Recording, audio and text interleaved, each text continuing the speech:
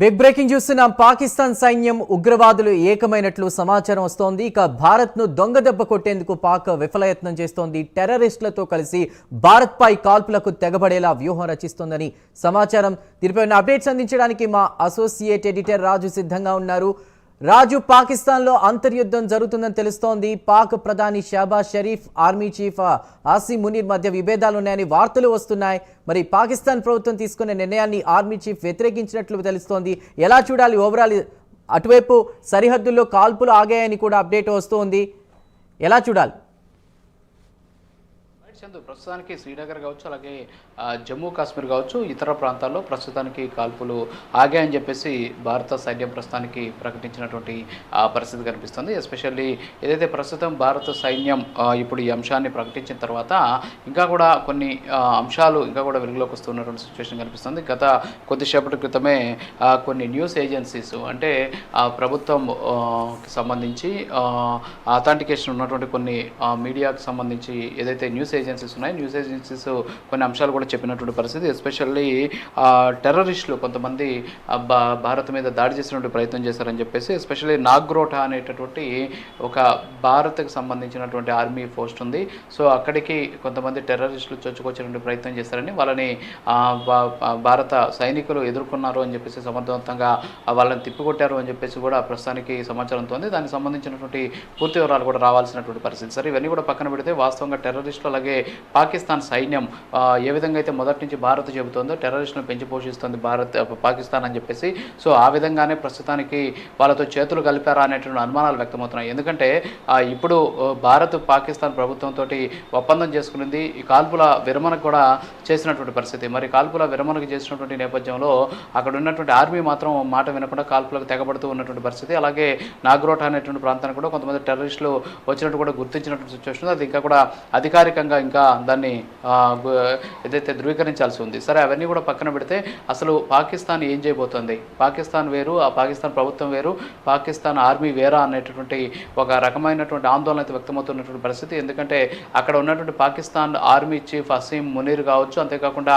పాకిస్తాన్ ప్రధాని షహబాజ్ షరీఫ్, సో వీళ్ళిద్దరి మధ్య కూడా విభేదాలు రావడం, అంతేకాకుండా అంతర్యుద్ధం నడుస్తున్నటువంటి కారణం చేతనే ఇలాంటి పరిస్థితి తలెత్తింది అనేటటువంటి ఆందోళన కూడా వ్యక్తమవుతూ ఉన్నటువంటి సిచ్యువేషన్ అయితే ఉంది. సో ఓవరాల్గా మనం కానీ చూసుకున్నట్లయితే కాల్పుల విరమణకి ఓకే చెప్పినటువంటి రెండు ప్రభుత్వాలు కూడా ప్రస్తుతానికి పాకిస్తాన్ తన వక్రబుద్ధిని అయితే మానడం లేనటువంటి పరిస్థితి. అయితే ఇప్పుడు మనకున్నటువంటి సమాచారాన్ని బట్టి చూస్తుంటే భారత్ను దొంగదెబ్బ కొట్టాలని చెప్పేసి అక్కడ ఉన్నటువంటి ఆర్మీ చీఫ్ ఆసిమ్ మునీర్ ఎవరైతే ఉన్నారో ఆయన పాకిస్తాన్ ప్రేరేపిత టెర్రరిస్ట్ అలా గ్రూపులతోటి చేతులు కలిపి తద్వారా భారత్ మీద దాడికి పాల్పడుతున్నారు అనేటటువంటి అనుమానాలు కూడా వ్యక్తమవుతూ ఉన్నటువంటి పరిస్థితి. ఎందుకంటే భారత్ ఆల్రెడీ పాకిస్తాన్లో ఉన్నటువంటి టెర్రరిస్ట్ లాంచ్ ప్యాడ్స్ అన్నింటిని కూడా ధ్వంసం చేసింది. 5 మంది ప్రముఖ ఉగ్రవాదుల్ని, అంటే వాళ్ళు చాలా టాప్ టెర్రరిస్టులు అనమాట. సో వాళ్ళని కూడా హతం చేసినటువంటి పరిస్థితి. మరి ఈ నేపథ్యంలోనే ప్రస్తుతం అక్కడ ఉన్నటువంటి ఆసిమ్ మునీర్ ప్రభుత్వం తీసుకున్నటువంటి చర్యను వ్యతిరేకించి అక్కడ ఉన్నటువంటి ఉగ్రవాదులతోటి చేతులు కలిపాడు అనేటటువంటి ఆందోళన అయితే వ్యక్తమవుతూ ఉన్నటువంటి పరిస్థితి. అది ఇంకా కూడా ధృవీకరించాలి. ఎందుకంటే రెండు ప్రభుత్వాల మధ్య ఒక ఒప్పందం జరగడం, అంతేకాకుండా అగ్రరాజ్యం పెద్దన్న పోత్ర పోషించి రెండు దేశాల మధ్య శాంతిని నెలకొల్పేటువంటి ప్రయత్నం చేయడం, ఒక దేశ ప్రకటన కూడా చేయడం, అంటే సీజ్ ఫైర్కి సంబంధించిన ఒప్పందం జరిగిందని చెప్పేసి కూడా ప్రకటన చేయడం, అయినప్పటికీ కూడా మళ్ళీ ఇంకొక దేశము దీన్ని ఉల్లంఘించడం. సో ఇవన్నీ కూడా చూస్తుంటే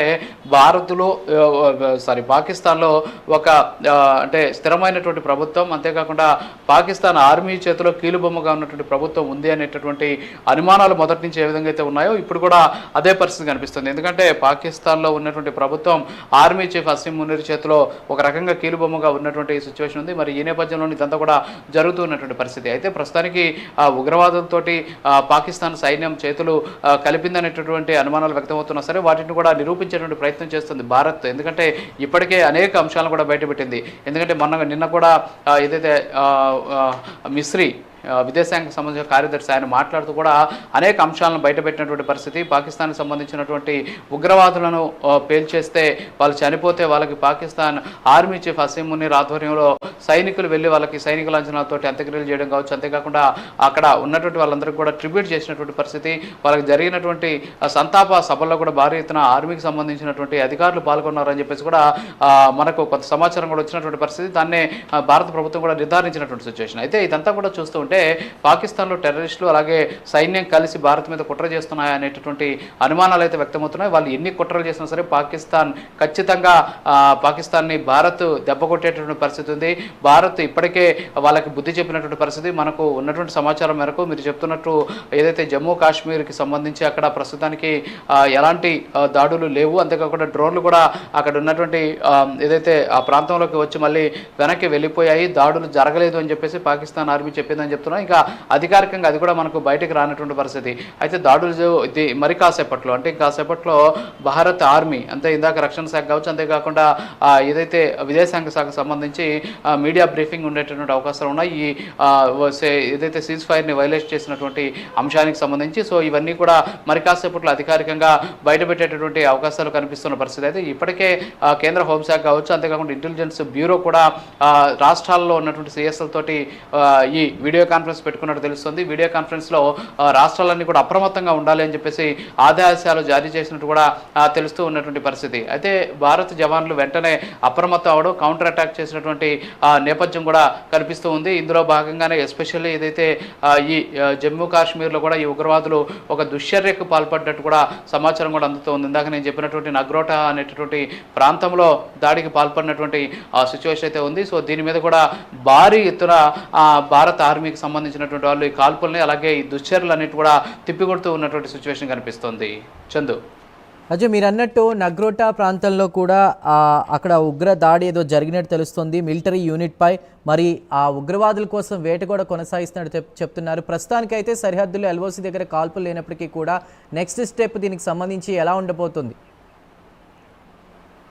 అయితే వాస్తవంగా ఇప్పుడు కూడా అంటే ఇది కూడా వాస్తవంగా సరైనటువంటి నిర్ధారించబడినటువంటి సమాచారం అయితే కాదు. మనకు అందుతున్నటువంటి సమాచారం ఏంటి అంటే నగ్రోటా అనేటటువంటి ప్రాంతంలో కొంతమంది ఉగ్రవాదులు ఆర్మీ డ్రెస్సుల్లోకి అక్కడ ఉన్నటువంటి భారత ఆర్మీ ఫోర్స్లోకి చొరబడేటటువంటి ప్రయత్నం చేశారు. ఆ ప్రయత్నాన్ని నగ్రోటాలో ఉన్నటువంటి విధులు నిర్వర్తిస్తున్నటువంటి సెంట్రీ ఎవరైతే ఉన్నారో వాళ్ళందరూ కూడా ఒకసారిగా అటాక్ చేసినటువంటి పరిస్థితి. అటాక్ చేసినటువంటి పరిస్థితుల్లో వెంటనే అప్రమత్తమైనటువంటి భారత ఆర్మీ కూడా ఆ ఉగ్రవాదుల మీద కాల్పులు జరపడంతో వాళ్ళు పారిపోయారా లేకపోతే పట్టుబడ్డారా అనేది మరి కాసేపట్లో తెలియాల్సినటువంటి పరిస్థితి అయితే ఉంది. సో వాస్తవంగా మనం కానీ చూసుకున్నట్లయితే చందు, ఇక్కడ ఏంటంటే పాకిస్తాన్ ఏ విధమైనటువంటి వక్రబుద్ధితోటి దొంగ దెబ్బ కొట్టాలని భారత్ మీద ఈ విధమైనటువంటి చర్య తీసుకుంది. ఒకవేళ భారత్ కానీ నిజంగా ఇప్పుడు ఏమారినట్లయితే అంటే పాకిస్తాన్ తోటి ఒప్పందం కుదిరింది కదా అని చెప్పేసి కొంచెం కానీ వేమర్పాటుతో కానీ ఉండి ఉంటే ఖచ్చితంగా భారత్ మీద తీవ్రమైనటువంటి దాడి జరిగేటటువంటి అవకాశం ఉంది. కానీ భారత ఆర్మీ కావచ్చు, భారత రక్షణ వ్యవస్థ కావచ్చు చాలా అద్భుతమైనటువంటి విధంగా అంతేకాకుండా చాలా అలర్ట్గా ఉన్నాయి కాబట్టి ఈరోజు ఈ దాడులు కూడా తిప్పికొట్టినటువంటి సిచ్యువేషన్ ఉంది. సో ఓవరాల్గా మనం చూస్తే ఖచ్చితంగా భారత్ మీద పాకిస్తాన్ చేసేటటువంటి ఏ కుట్ర అయినా సరే, ఏ దొంగ దెబ్బ అయినా సరే ఖచ్చితంగా ధీటుగా ఎదుర్కొనేందుకు భారత సైన్యం సంసిద్ధంగా ఉంది. అంతేకాకుండా నగ్రోటా అనేటటువంటి ప్రాంతంలో కూడా వచ్చినటువంటి వాళ్ళని భారత్ సంబంధించినటువంటి సైన్యం ఎదురుదాడి చేసింది. అంతేకాకుండా వాళ్ళని తిప్పికొట్టినటువంటి పరిస్థితి. దీంతోపాటు భారత్ కౌంటర్ అటాక్ స్టార్ట్ చేయడంతో పాకిస్తాన్ కూడా తోక ముడిచినట్టు కూడా తెలుస్తోంది. అది కూడా ఇంకా అధికారికంగా మనకు రావాల్సినటువంటి పరిస్థితి ఉంది. ఎల్ఓసిలో ప్రస్తుతం కాల్పులు లేవు అని చెప్పేసి భారత ఆర్మీ చెప్పినట్టు, అలాగే సరిహద్దుల్లో ఇంకా కూడా బ్లాక్అవుట్ని కొనసాగిస్తున్నామని చెప్పేసి కూడా చెప్పినట్టు తెలుస్తూ ఉన్నటువంటి పరిస్థితి. సో రాజు, ఏవైతే ఈ కాల్పుల విరమణ ఉల్లంఘించడం వల్ల మళ్ళీ ఇలాంటి దుశ్చర్యలకు పాల్పడడం వల్ల, కాల్పులు కొనసాగించడం వల్ల ఈసారి అమెరికా కూడా జోక్యం చేసుకోకపోవచ్చా? ఈ భారత్ దూసుకు వెళ్ళే అవకాశం కనిపిస్తుందా? ఏమంటారు? అంతే కదా, ఇప్పుడు ఎందుకంటే ఇప్పుడు పెద్దన్నయ్య పాత్ర పోషించింది అగ్రరాజ్యం, పోషించి రెండు దేశాల మధ్య అంటే పాకిస్తాన్ కావచ్చు, అంతేకాకుండా భారత్, ఈ రెండు దేశాల మధ్య ఒక శాంతిని నెలకొల్పేటటువంటి ప్రయత్నం కూడా చేసినటువంటి పరిస్థితి. సో ఈ ప్రయత్నం చేసేటటువంటి సందర్భంలో పాకిస్తాన్ ఇప్పుడు దొంగ దెబ్బ కొట్టాలని చూసింది. అంతేకాకుండా ఈ ఒప్పందాన్ని కూడా బయటకు పెట్టేటటువంటి ప్రయత్నం కూడా చేసినటువంటి పరిస్థితి. సో ఇవన్నీ కూడా ఏదైతే ఇవన్నీ కూడా వాస్తవంగా భారత్కి కలిసి వచ్చినటువంటి అంశాలు. పాకిస్తాన్కి నిజంగా ప్రపంచ దేశాల్లో ఏకాకి అయ్యేటటువంటి ఛాన్సెస్ కనిపిస్తూ ఉన్నటువంటి ఆ పరిస్థితి అయితే ఉంది. ఎందుకంటే అమెరికాకు సంబంధించి దీన్ని ఒప్పందాన్ని కుదిర్చేటువంటి ప్రయత్నం చేస్తారు. ఒప్పందాన్ని కుదిర్చేటువంటి ప్రయత్నం చేసినటువంటి నేపథ్యంలో ఖచ్చితంగా చర్యలు తీసుకోవాల్సినటువంటి బాధ్యత అమెరికాకు కూడా ఉంటుంది. ఇప్పుడు వీళ్ళు ఈ ఒప్పందాన్ని ఉల్లంఘించినటువంటి పరిస్థితులు మనం చూస్తూ ఉంటే ఖచ్చితంగా దీని మీద అమెరికా జోక్యం చేసుకునేటటువంటి అవకాశాలు ఉన్నాయి. ఎందుకంటే అక్కడ వచ్చినటువంటి ఏదైతే ఈ పాకిస్తాన్కి సంబంధించి దుశ్చర్యకు పాల్పడ్డాం అంటే ప్రభుత్వం వేరు సైన్యం వేరు ఎక్కడ కూడా ఉండవు. కానీ పాకిస్తాన్లో ఏంటంటే విచిత్రమైనటువంటి పరిస్థితి.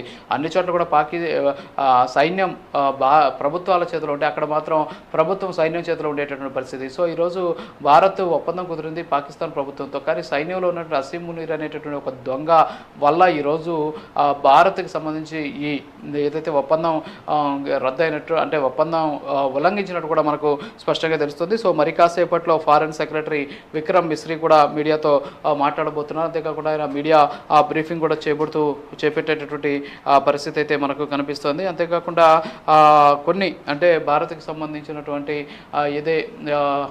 ఇప్పుడు ప్రస్తుతం మనం కానీ చూస్తూ ఉంటే గతంలో కూడా ఏదైతే గాజా ఇజ్రాయెల్కి సంబంధించినటువంటి ఒప్పందం ఏ విధంగా అయితే కాల్పుల ఒప్పందం జరిగిందో అదే రీతిలో ఇప్పుడు కూడా పాకిస్తాన్ ఈ ఒప్పందాన్ని ఉల్లంఘించి మరీ పనిచేస్తూ ఉన్నటువంటి సిచ్యువేషన్ అయితే కనిపిస్తోంది. సో ఓవరాల్గా మనం చూసుకున్నట్లయితే పాకిస్తాన్ దొంగదెబ్బ కొట్టేటటువంటి ప్రయత్నం చేసింది అనేది ఇక్కడ మనకు స్పష్టంగా తెలుస్తూ ఉన్నటువంటి పరిస్థితి. అలాగే ఇప్పుడే మనకు వచ్చినటువంటి సమాచారం మేరకు ఏదైతే నాగ్రోటా అనేసి ఎక్కడైతే ఉందో అక్కడ ఏదైతే అక్కడ దాడి జరిగింది అనేది లేదు, అక్కడ ఎలాంటి దాడులు కూడా జరగలేదు అనేసి కూడా కొంత సమాచారం అందుతుంది. సో దీనికి కూడా సంబంధించి కూడా తెలియాల్సి ఉంది. మరి కాసేపట్లో మిశ్రీ మీడియాతో మాట్లాడతారు కాబట్టి వాస్తవాలు వెలుగు చూసేటటువంటి ఛాన్సెస్ కనిపిస్తున్నాయి. Chandu. Right Raju, thank you for the updates.